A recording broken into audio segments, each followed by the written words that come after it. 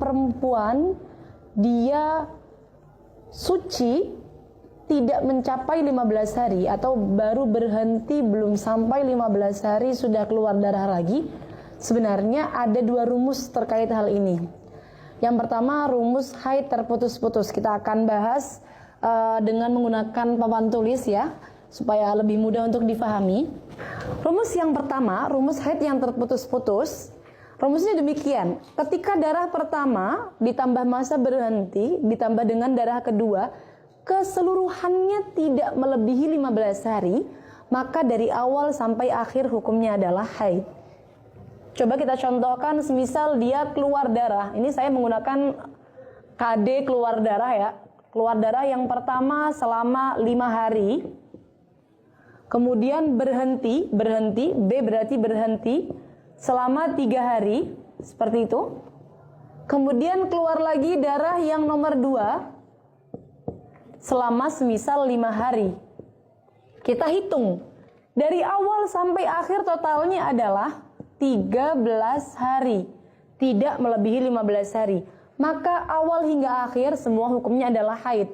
Darah pertama hukumnya adalah haid, berhentinya hukumnya adalah haid, darah kedua hukumnya juga haid. Ini namanya adalah rumus haid yang terputus-putus, di mana kalau darah pertama sampai darah terakhir kita kalkulasi semuanya tidak melebihi 15 hari. Maka keseluruhannya hukumnya adalah haid. Seperti itu, mana Anda? Bisa difaham ya kiranya? Ya. Nah, kalau seperti ini biasanya nanti teman-teman sekalian, sebelum kita lanjut, teman-teman sekalian di sini nanti yang perlu kita ketahui, kalau seperti ini dia perlu untuk mandi 2 kali. Setelah darah pertama ini berhenti, dia perlu mandi besar ya, karena kan dia tidak tahu kalau nanti darahnya akan keluar lagi. Jadi darah pertama berhenti, dia perlu mandi setelah hari kelima. Kemudian mandi yang kedua adalah setelah darah kedua berhenti, dia juga perlu mandi besar lagi.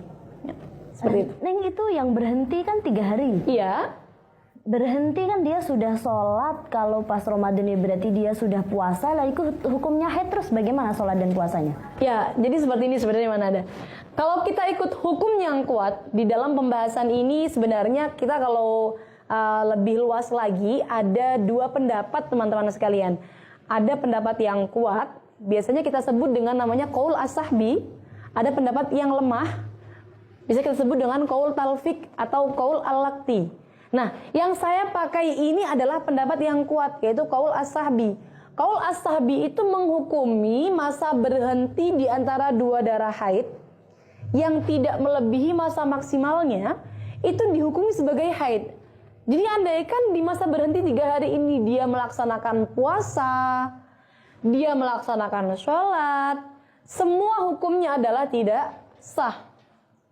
Semua hukumnya tidak sah. Seperti itu. Sehingga andaikan kita ikut pembahasan qaul as-sahbi, kita ikut pendapatnya qaul as-sahbi, maka nanti qadha puasanya adalah 13 hari semuanya wajib diqadha. Haidnya 13 hari, qadha puasanya pun juga 13 hari. Namun ada pendapat yang kedua disebut dengan qaul talfik atau qaul al-laqti.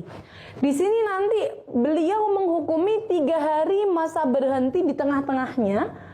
Semua ibadah yang dia lakukan di dalamnya hukumnya adalah sah. Sehingga semisal dia sudah puasa Ramadan, hukumnya sah, tidak perlu diulang.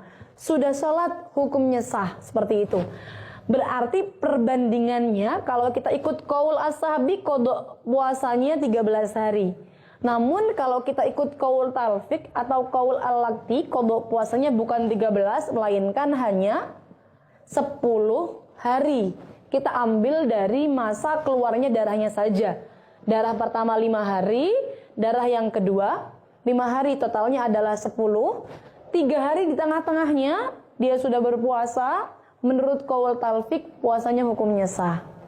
Cuman Mbak Nada Nadia, biasanya yang banyak yang ditanyakan itu ketika di pembahasan ini tuh seperti ini. Saya sering kali mendapatkan pertanyaan demikian.